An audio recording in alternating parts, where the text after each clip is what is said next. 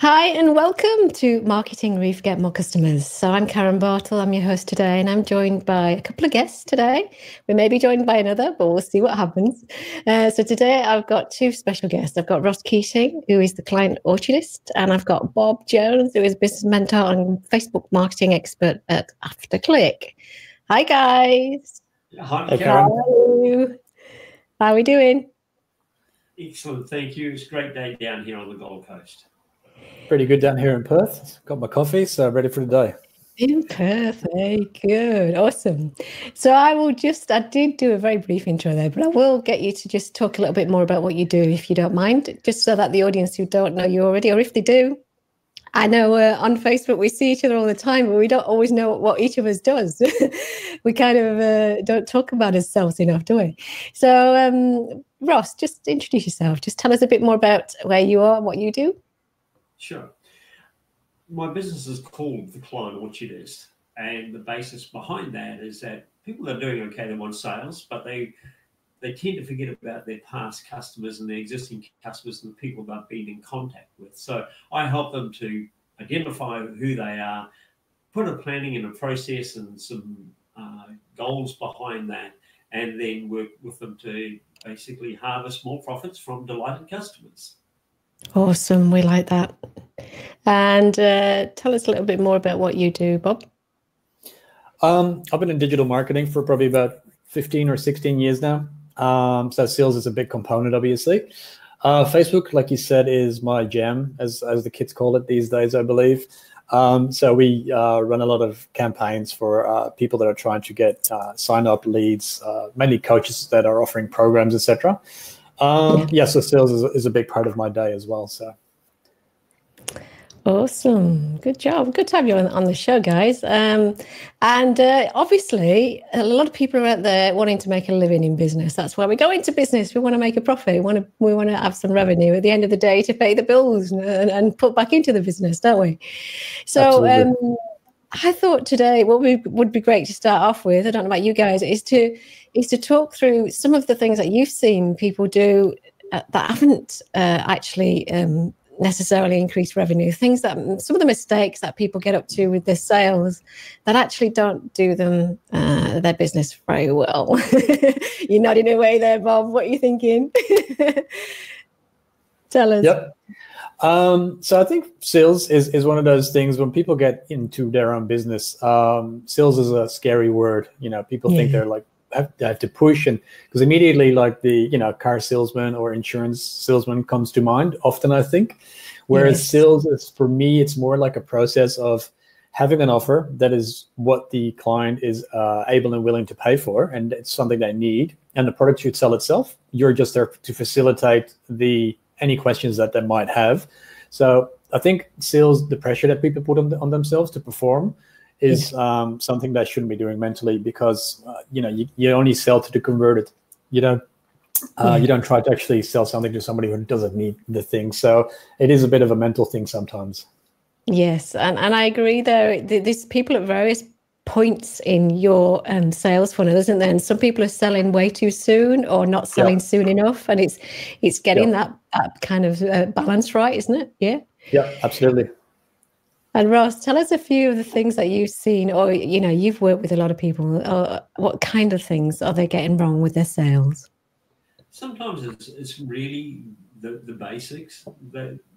One is that they're trying to go too wide, spread themselves too thin. They want everybody is in their market, and if they could narrow it down and find, and I talk about if their products and services and themselves, is to find their unique selling benefits. They talk about features and what we've got, but what makes you stand out and why people buy from you? Because if we talk about benefits, we're talking about something that's really hard to be matched by the other people, because you understand if you talk about the going to buy a drill, you're not going to buy a drill, you're getting a hole in the wall.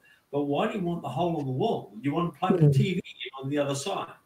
Why do you want the TV? Because you want to sit and relax with the family because it makes you feel good. That's the benefit. You don't want a hole. You want to sit and relax and feel good with your family.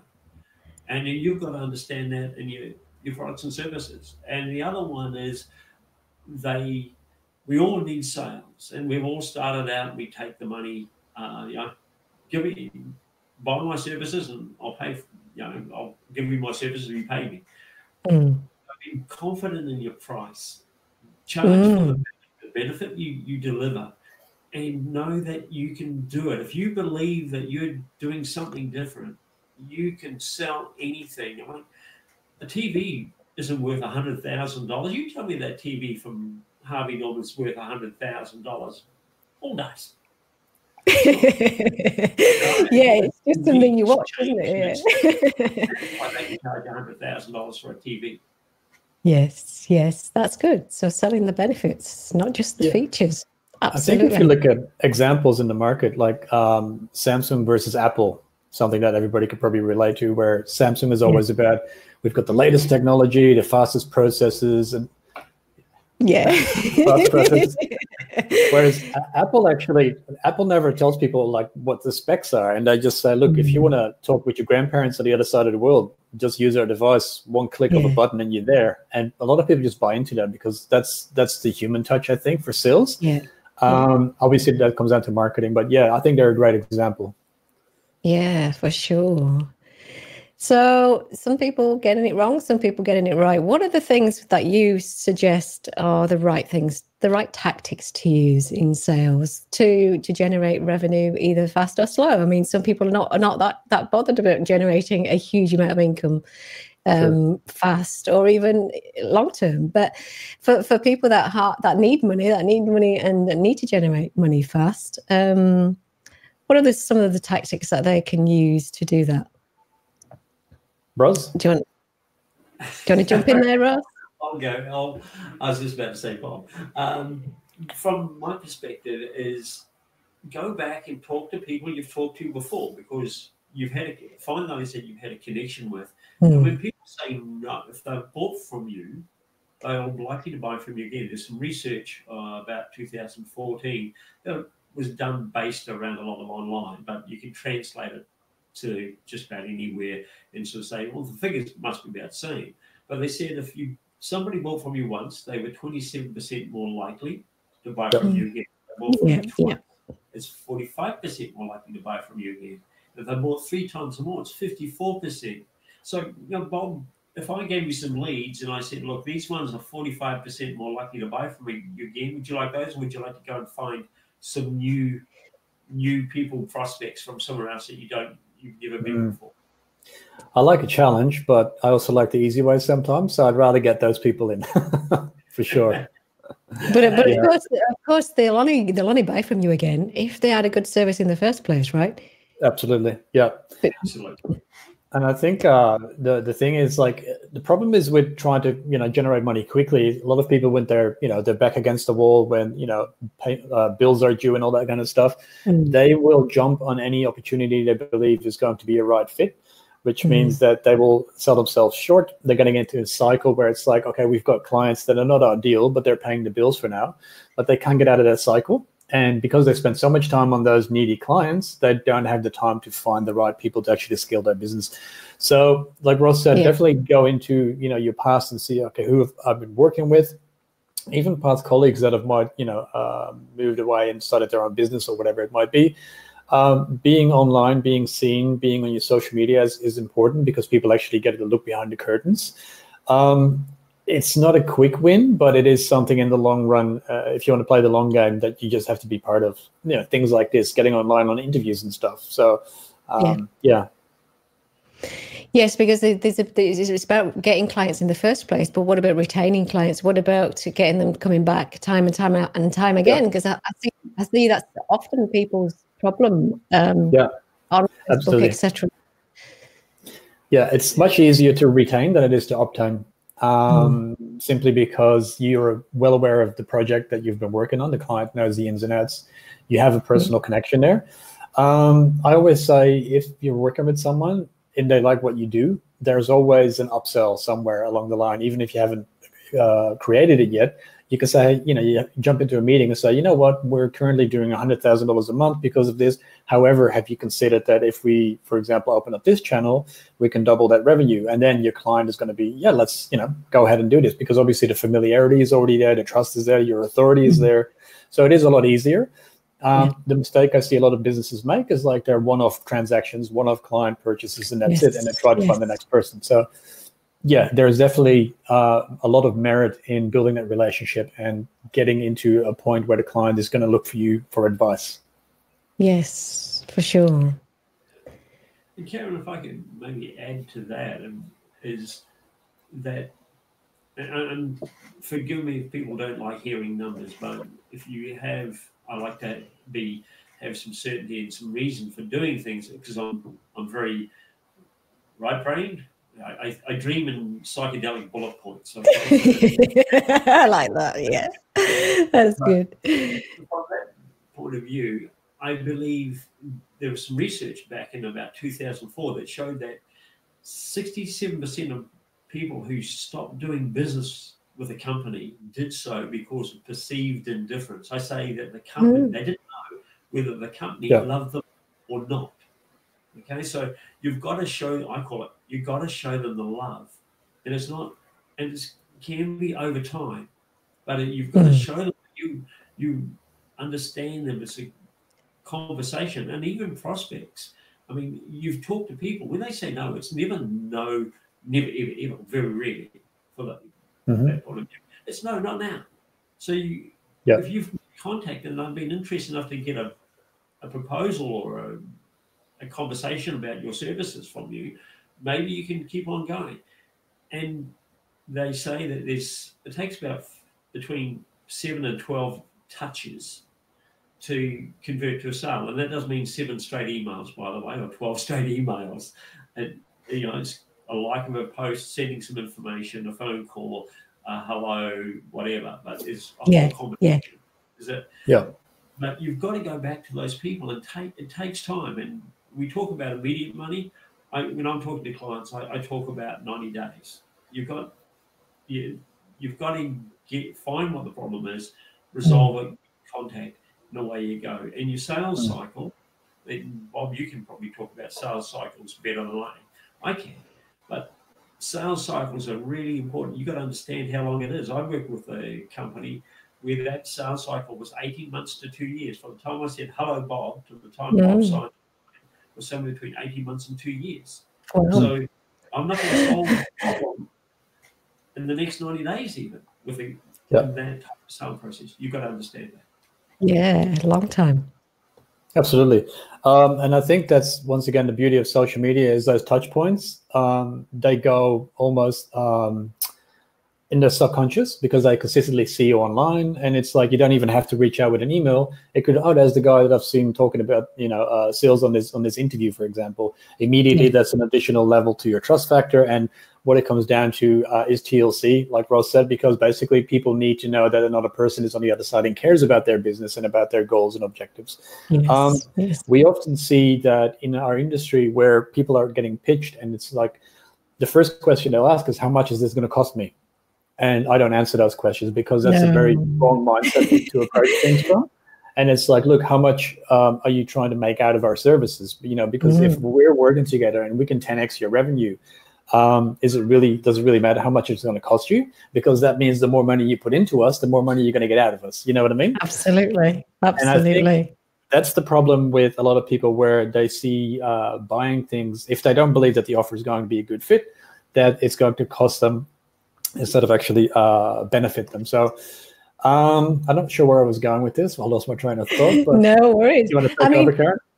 Yeah, the thing with sales as well, like you were saying, there are two things came up there. One is don't say no for an answer, but getting that balance again by saying, don't hassle people, don't bully people, because they don't like that. They don't like that. They like to feel nurtured and cared for and interested in. They don't like to feel like they're just being used as an object, right?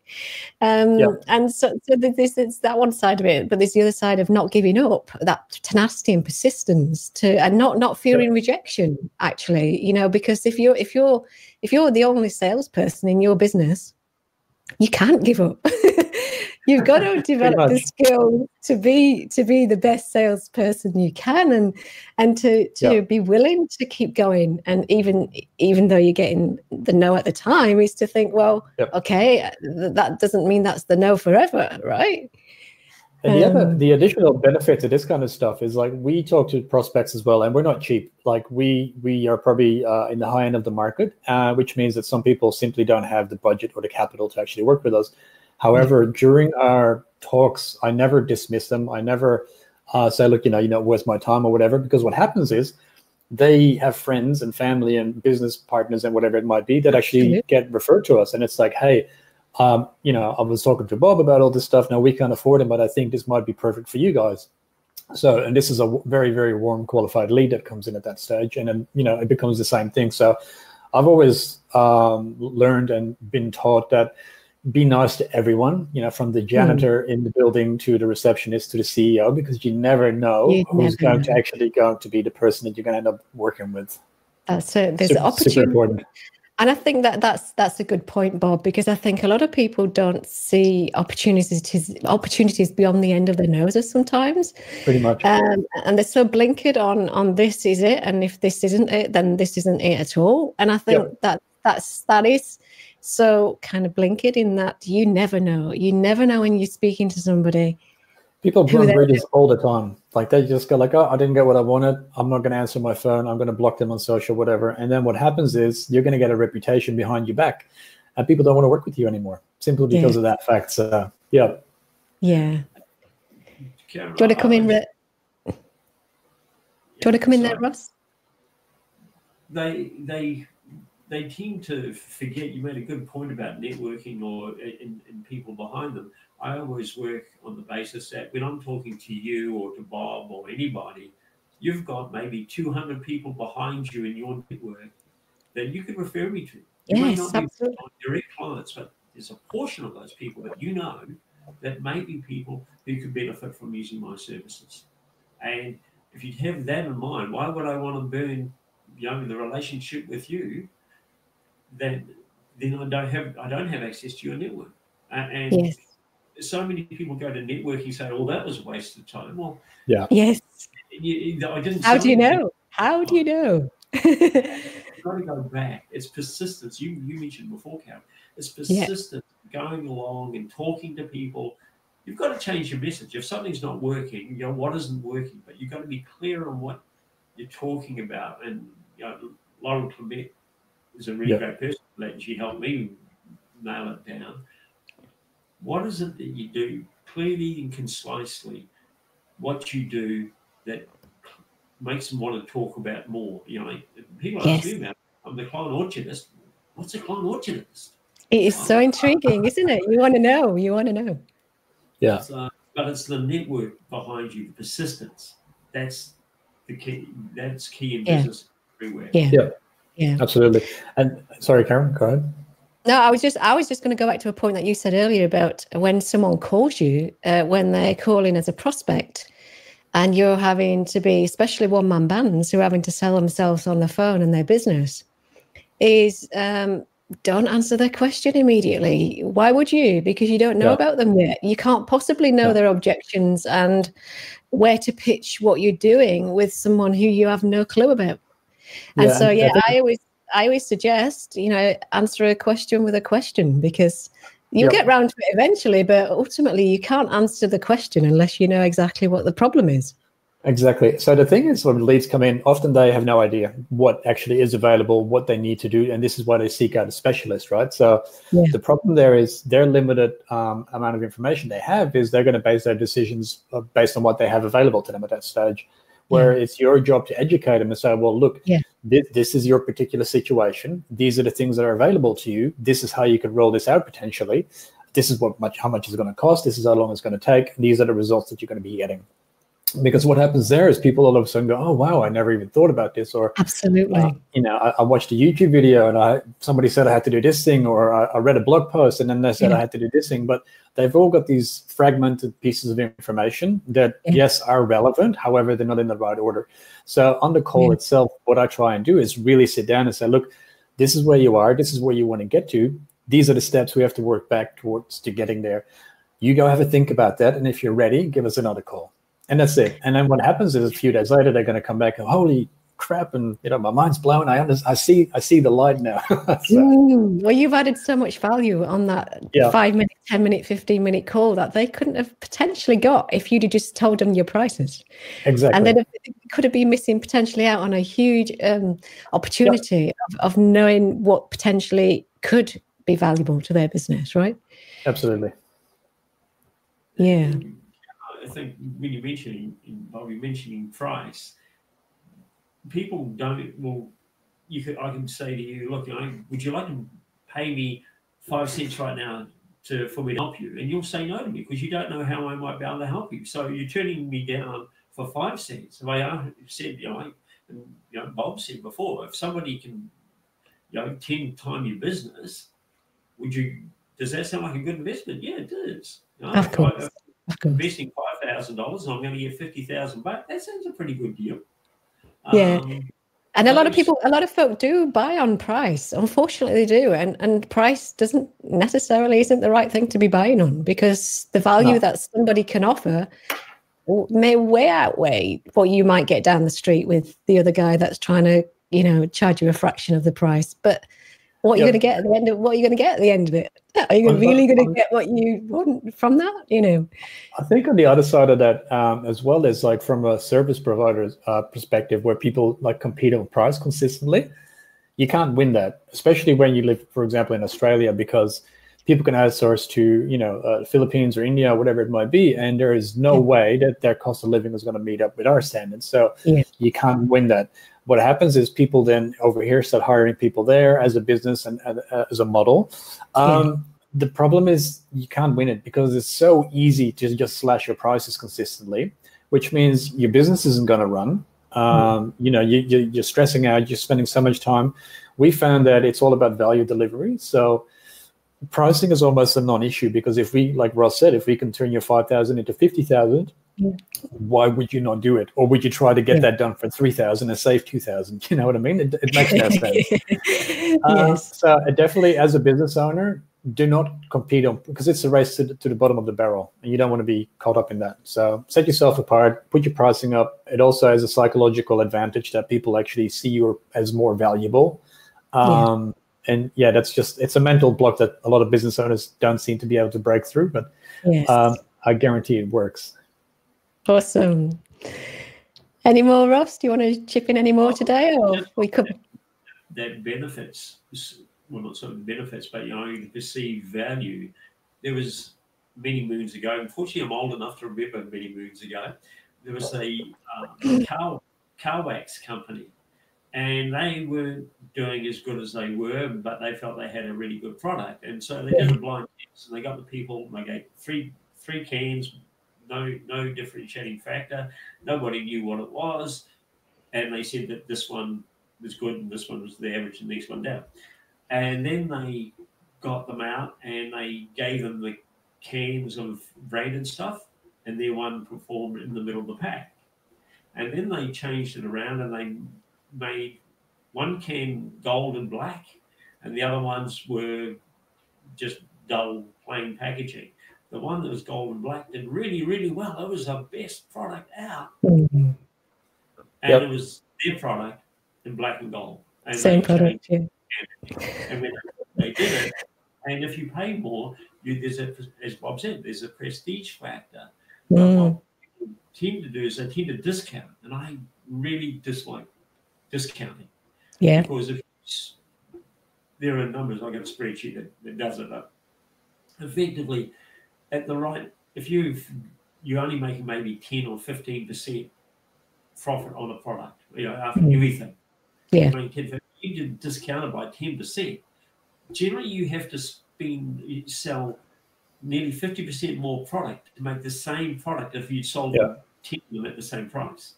But if you increase the price by 10%, you could sell nearly 1/3 less than what you were doing before. So there's all sorts of benefits of doing it. And I've done that with quite a number of clients. Said, put your price up.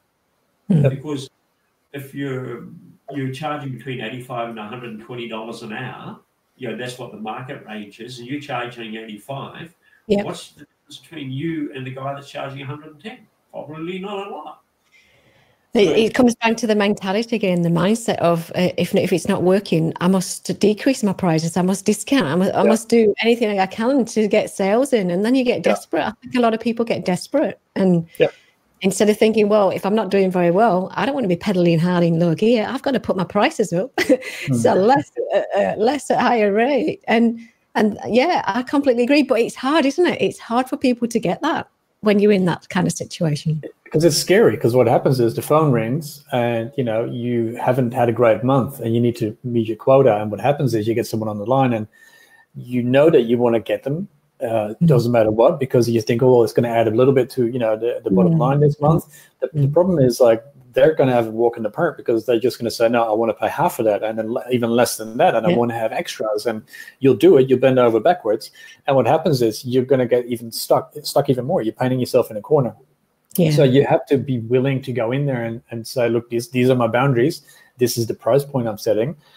Yeah. I'm not going to waste any more time if this is not within your ballpark. Like, simple as that, because it's not their problem, it's your problem to deal with as a business owner. And you need to have stand in your shoes and just go, yeah, I'm not taking this sale. I'm moving on to the next one. So that's about confidence, isn't it? That's about confidence and being willing to take a risk and say, look, I may lose this person, but so what? I'm sticking to my guns. It's even not like a risk. It's more like a logical deduction, where you know that, hey, this is going to end up costing me a lot more in frustration and time and grief than it is in money. And once you get past the fact that you're not in business just to make money, you want to also have that lifestyle and that freedom that comes with it sometimes. So you need to pick your clients carefully. For sure. Yes. No, that's good point. Good point. Yeah. It's actually a great example, if we still got some time. One of the guys that I know in the co-working space that I every now and again frequent, he does the same as I do. And we started talking a few weeks ago, and he's pretty good at what he does. And I said, like, what are you charging? What are your price points? And he's charging 10 times less than me for the same type of work. And he's working his butt off consistently on the phone, stressed out. And I said to him last month, and he's only young, I think he's about 24, 25. And I said to him last month, I said, look, I'm going to make you a challenge. In the next 30 days, whatever sales call comes in, I want you to start doubling your prices. And he's like, oh my God, that's like so scary. Like, I don't want to charge like whatever. And I said, look, that's still an eighth of what I charge, and I get it done. So why can't you? And he's starting to do it now, and he's actually doubled. And yesterday I spoke to him. He was like over the moon, because now he had one extra client that normally was 2 clients, but he still got the same money. So, slowly but surely you build that confidence. Confident. Practice as well. Practice in the mirror. Practice in the mirror doing this, because role play with your best mate or your partner or something, because practice does build confidence, doesn't it? In terms of being willing to do this. Yeah. Momentum, cadence, it all works. Good job, guys. This has been awesome. These are some great tips. I'm going to put this out, obviously, everywhere I can for people to have a look at and to learn some of these great tools. Where can people get hold of you, Bob? Where's the best place? Probably just my personal Facebook profile, facebook.com/Bob Jones. Very simple. There's only one. I did most of my lead gen on my social profile. So great, awesome. Ross, where didn't people need to go to get hold of you, your services? The easiest place to go and find me is just like Bob. Find me. You can find me on Facebook. You can find me on LinkedIn, and you can find me on Twitter. If you type in Ross King, there's only one guy that looks like me, except Matt Damon. He's my twin brother. Oh wow! Is he in sales as well? Oh no! He's the promotional marketing guy. You put a paper bag on it, you can't tell the difference. Awesome! I'll have to watch out for him. I may get you both mixed up though, eh? Well, thanks, guys. Have a great day, and thanks for having us. Catch you again. Karen, great talking to you. Bye. See you, Ross.